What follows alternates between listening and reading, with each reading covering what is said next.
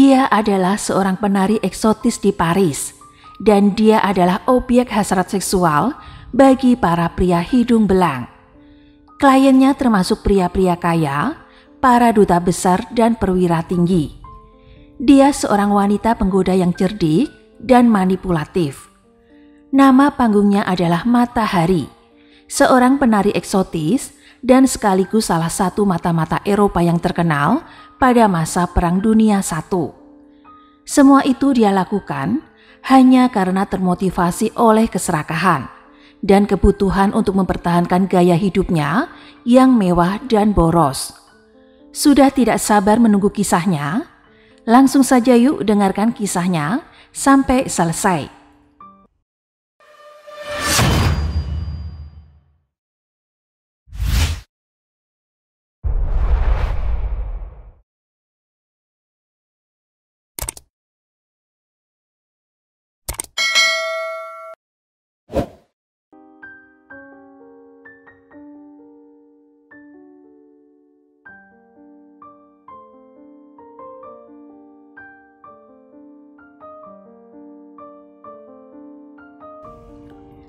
Terlahir dengan nama Margarita Gritji Silk, lahir pada tanggal 7 Agustus tahun 1876 di Leeuwarden, Friesland, Belanda. Dia merupakan anak tertua dari pasangan Adam Silk, pemilik toko topi, dan Angie van der Molen. Ia memiliki 3 saudara laki-laki.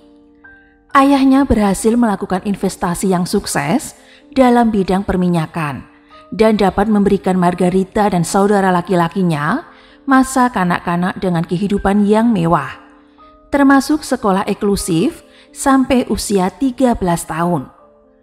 Meskipun ada pernyataan tradisional bahwa Matahari mempunyai keturunan darah orang Jawa, yaitu orang Indonesia, para sejarawan menyimpulkan bahwa ia tidak memiliki keturunan Asia atau Timur Tengah, dan kedua orang tuanya asli orang Belanda. Pada tahun 1889, usaha dan investasi ayahnya mengalami kebangkrutan. Keadaan keluarganya juga mengalami hal yang kurang menyenangkan. Orang tuanya bercerai. Ayahnya meninggalkan dia dan ibunya untuk tinggal bersama wanita lain yang bernama Susanna Katrina ten Hoof, dan mereka menikah di Amsterdam pada tanggal 9 Februari tahun 1893. 2 tahun kemudian, ibunya meninggal pada tahun 1891. Akhirnya, Margarita memutuskan pindah dan hidup bersama ayah baptisnya, yaitu Tuan Visser, di Sneek Leiden. Ketika itu usianya sudah 15 tahun. Di sana, ia belajar untuk menjadi guru taman kanak-kanak. Tetapi pada usia 16 tahun, dia dikeluarkan dari sekolahnya. Karena diketahui, kepala sekolah mulai menggodanya dengan melakukan pelecehan seksual kepadanya. Ia justru dikeluarkan dari sekolah oleh ayah baptisnya yang tersinggung dengan perbuatan kepala sekolah terhadap putri baptisnya. Setelah skandal sekolah, selanjutnya Margarita tinggal bersama pamannya, yaitu Tuan Takonis di Den Haag. 2 tahun tinggal bersama keluarga pamannya di Den Haag membuatnya bosan dengan kehidupannya yang serba kekurangan. Dia mendambakan petualangan yang jauh dari Belanda. Akhirnya dia menemukan jalan keluar setelah melihat iklan biro jodoh yang diposting oleh seorang perwira militer yang bertugas di Hindia Belanda, yang sekarang dikenal dengan nama Indonesia. Seorang pria keturunan Skotlandia, yaitu Kapten Rudolf Miklot.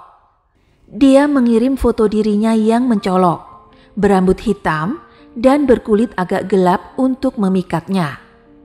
Meskipun perbedaan mereka 21 tahun, mereka akhirnya menikah pada tanggal 11 Juli tahun 1895. Ketika itu Margarita baru berusia 19 tahun. Jika Margarita menginginkan petualangan dalam hidup, MacLeod akan menawarkannya. karena dia ditempatkan di koloni Belanda di Indonesia. Hal ini pula lah yang kemudian membawanya tinggal di Indonesia. Selama tinggal di Indonesia, dia pernah tinggal di wilayah Sumatera dan Jawa, tepatnya di Ambarawa, Banyu Biru, Malang, Sindanglaya, dan Semarang pada kurun waktu tahun 1897 hingga tahun 1902. Kehidupan mereka di Indonesia tidak bahagia.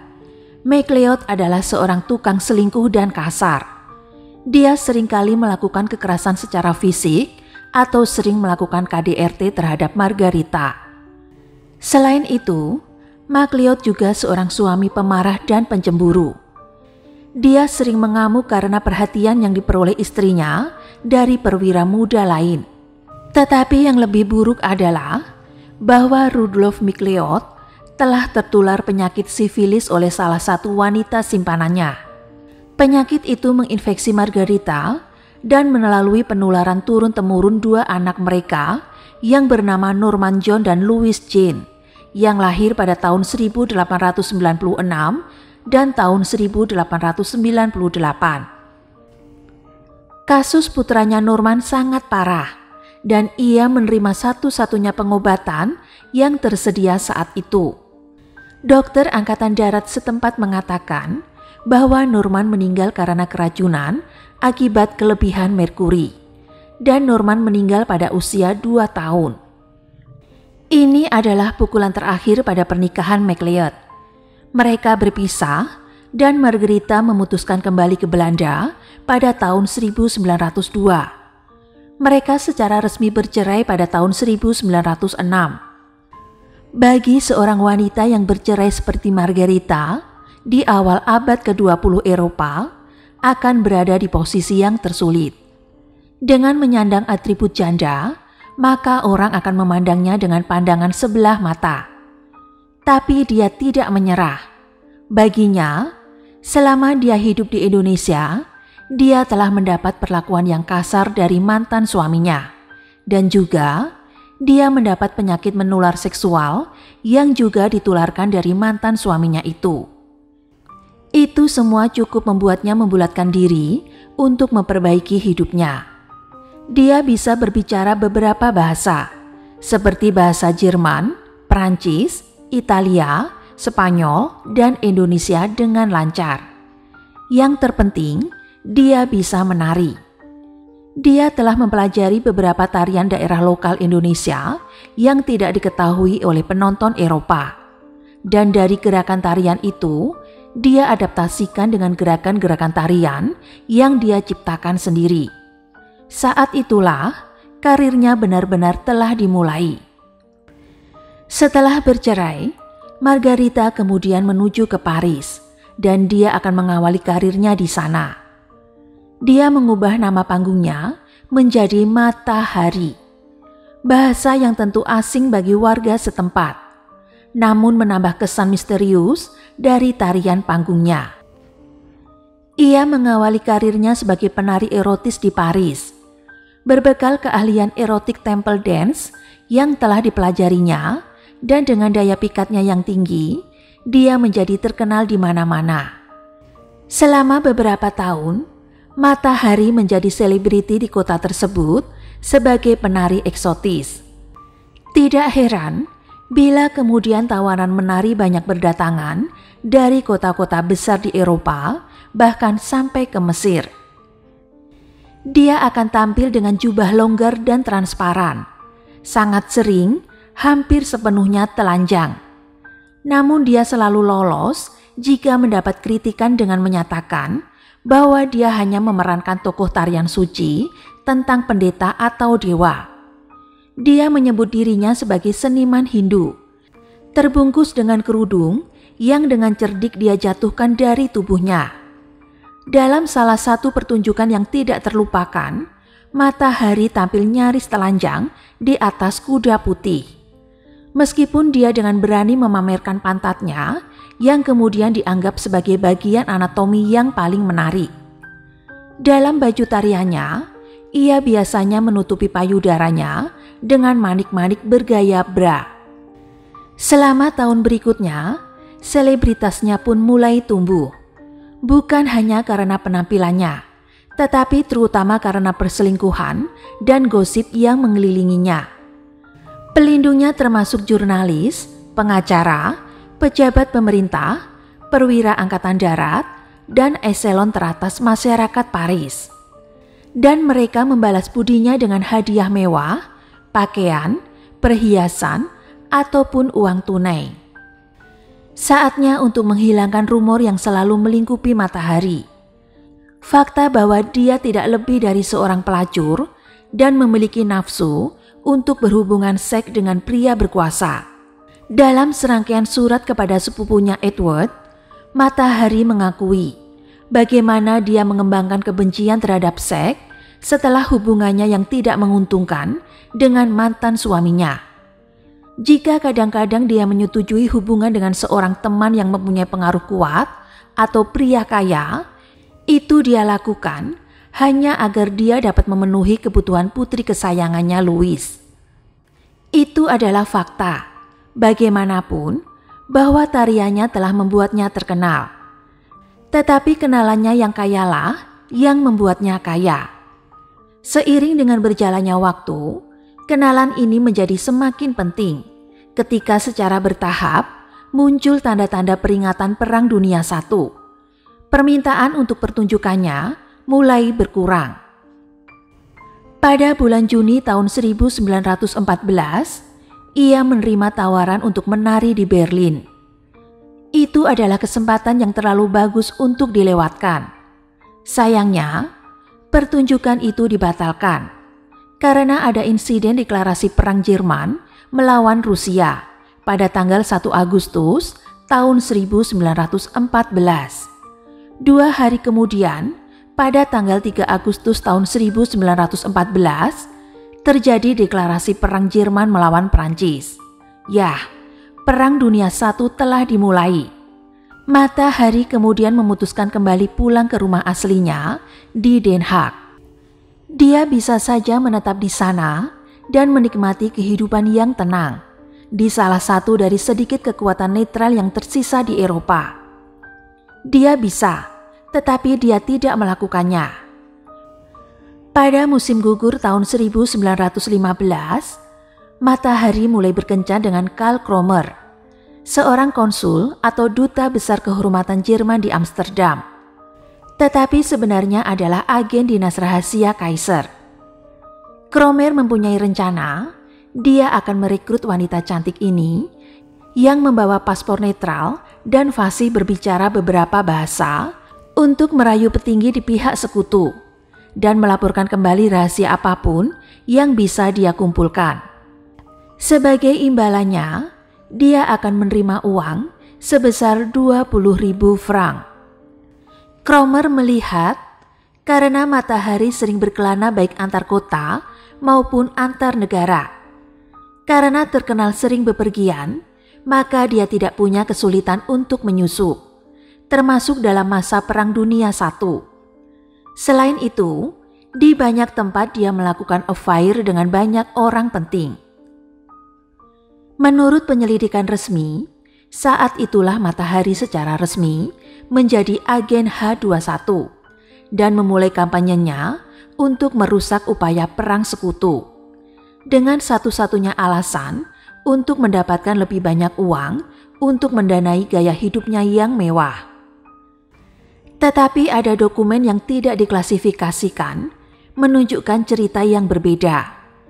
Dilaporkan bahwa Matahari menolak tawaran itu, tetapi menerima 20.000 franc. Di matanya, ini adalah kompensasi yang sah, karena pakaian bulu dan perhiasannya disita oleh penjaga perbatasan Jerman pada saat pecahnya perang. Setelah mendapatkan kembali sejumlah dana dan kepercayaan diri, Matahari kembali ke rumah keduanya di Paris. Dia berlayar dari Belanda ke Prancis pada bulan Desember tahun 1916. Kapalnya berlabuh di pelabuhan Folkestone, Inggris, dan semua penumpang diinterogasi oleh seorang perwira intelijen Inggris. Petugas pelabuhan mencatat tentang Matahari. Dia berbicara bahasa Inggris, Prancis, Italia, Belanda, dan mungkin Jerman. Dia tipe wanita yang cantik dan pemberani, berpakaian modis dan rapi. Dan keputusan akhir tidak di atas kecurigaan, dan dia harus ditolak izinnya untuk kembali ke Inggris. Perwira yang terlalu bersemangat ini bahkan mengirim pesan tentang matahari ke Biro Dioksimi Prancis atau kantor kedua, yang merupakan unit konterspionasi Kementerian Perang yang dipimpin oleh Kapten George Ledoq. Saat itu tercatat bulan Januari tahun 1916. Matahari kembali ke Paris dan memulai kembali kebiasaan lamanya, bergaul dengan perwira-perwira gagah dan wakil-wakil sekretaris yang berkuasa. Tapi sesuatu telah berubah. Dia sedang diikuti. Agen Ledoq membayangi setiap gerakannya, membuka suratnya, dan menyadap panggilan telegramnya. Pada tahun yang sama, Matahari bertemu dengan Vladimir de Maslov, mungkin cinta pertamanya. Karena yang pasti, de Maslov menurutnya adalah cinta sejatinya yang hadir dalam kehidupannya. De Maslov adalah kapten Rusia dan memiliki latar belakang keluarga dari kalangan yang terhormat, yang salah satu matanya telah buta saat bertempur di front barat. Saat Vladimir melamar, Matahari menerima dengan senang hati. Tapi Maslov harus pergi berperang ke garis depan lagi. Matahari berpikir, bagaimana dia bisa tinggal lebih dekat dengan tunangannya itu? Meski paspornya dari negara netral, Matahari masih butuh tindakan pengamanan khusus untuk melakukan perjalanan di dekat garis depan.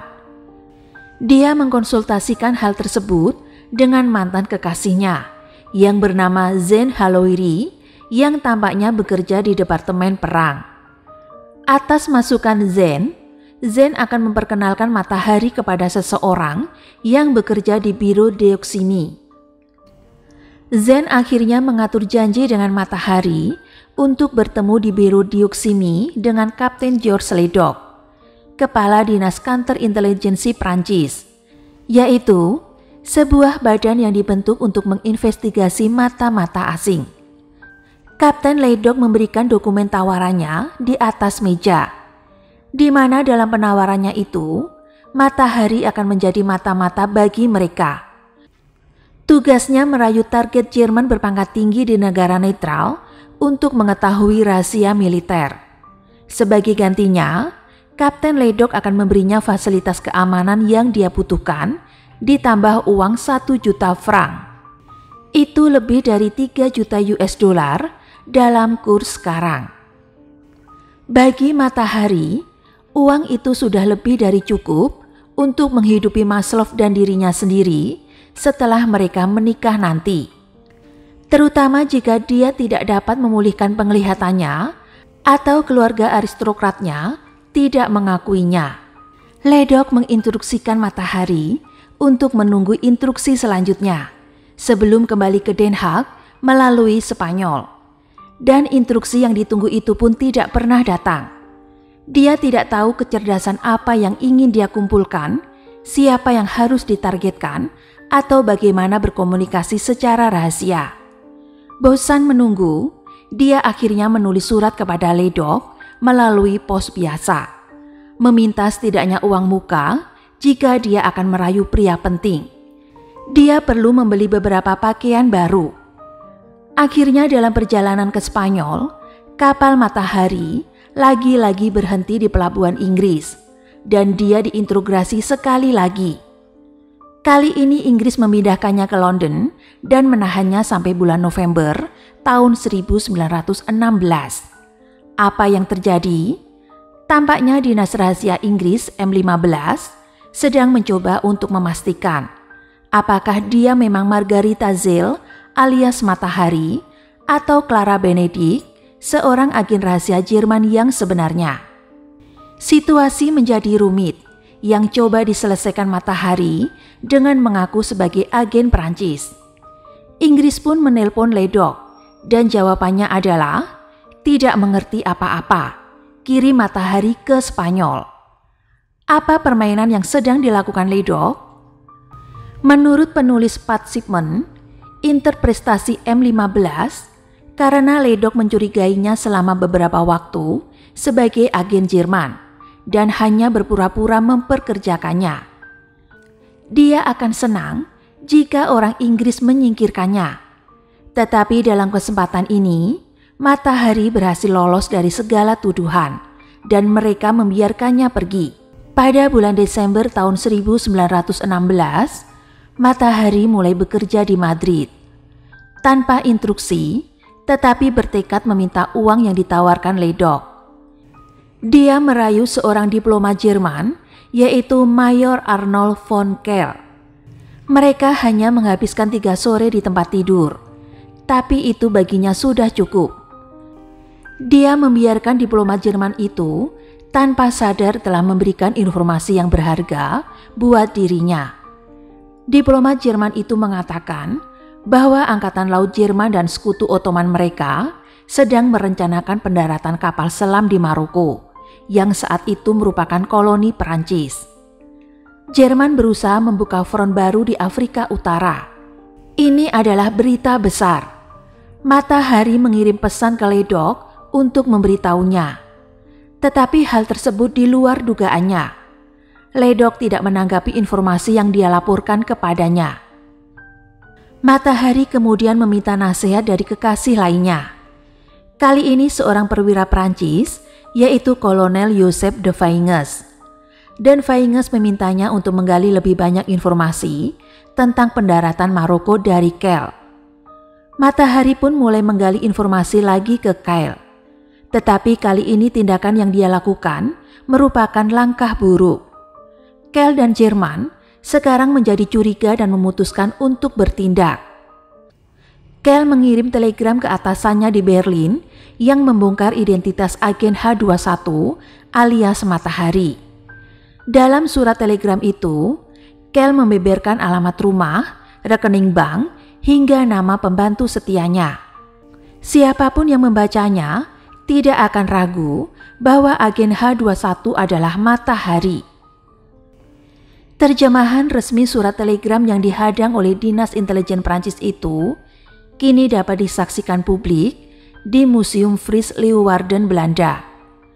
Bagaimanapun, justru hal inilah yang membuat kalangan sejarawan sangsi pada tudingan terhadap Matahari. Wartawan Amerika Russell Warren Hough pada tahun 1985 mengaku telah mengakses berkas Matahari yang telah dirahasiakan oleh Biro Dioksimi sejak tahun 1917.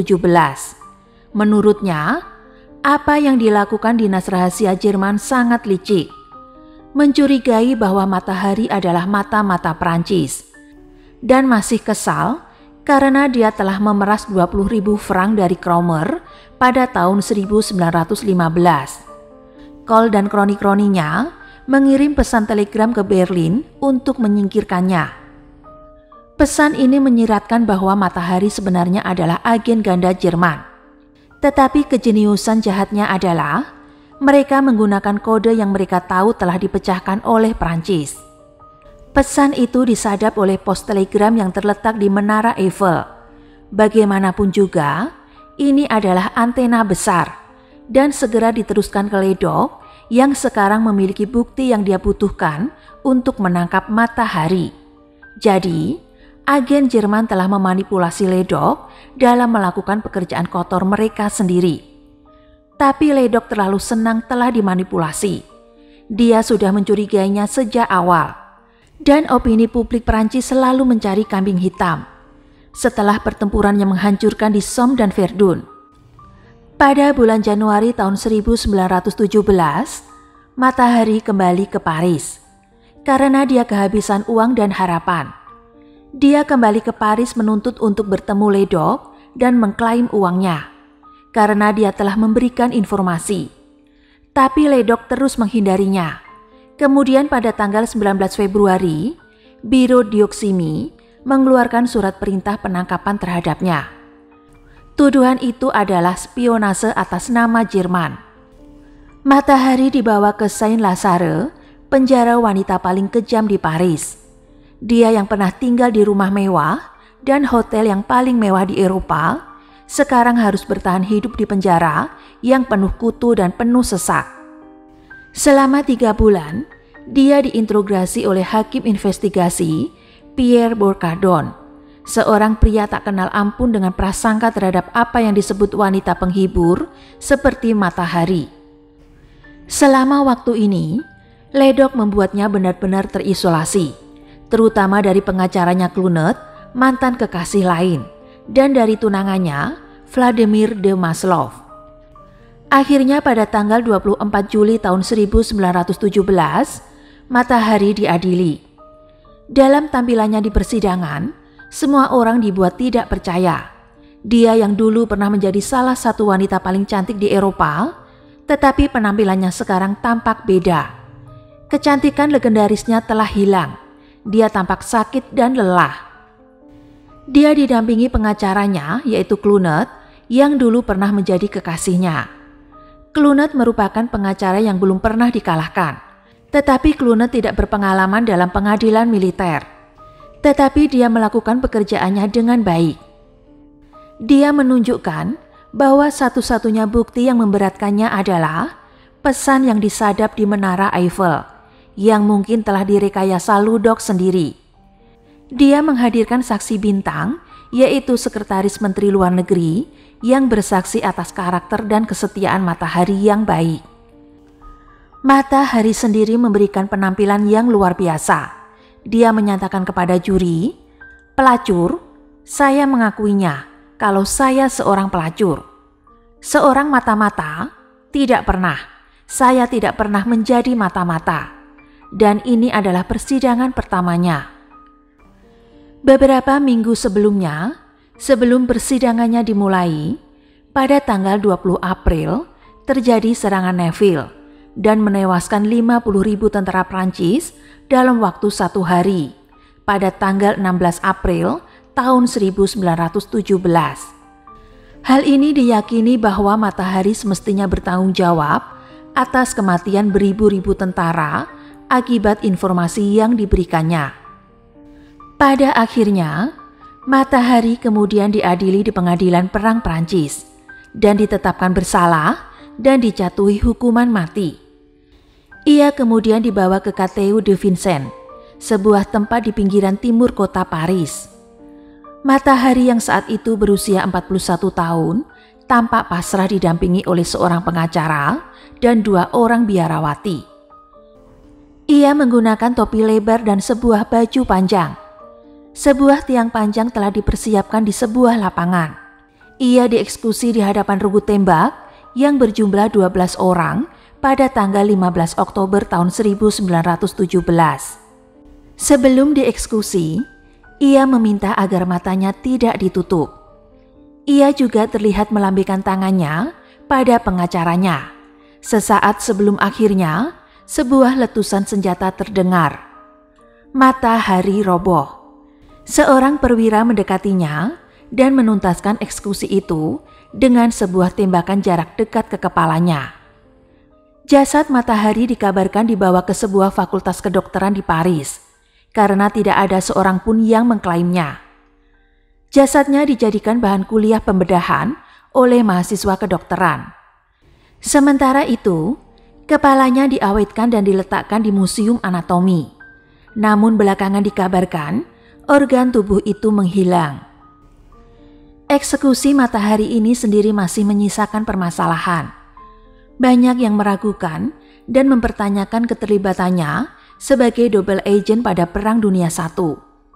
Sebuah teori mengatakan bahwa Matahari hanyalah kambing hitam yang sengaja dikorbankan atas kegagalan perang Prancis saat itu.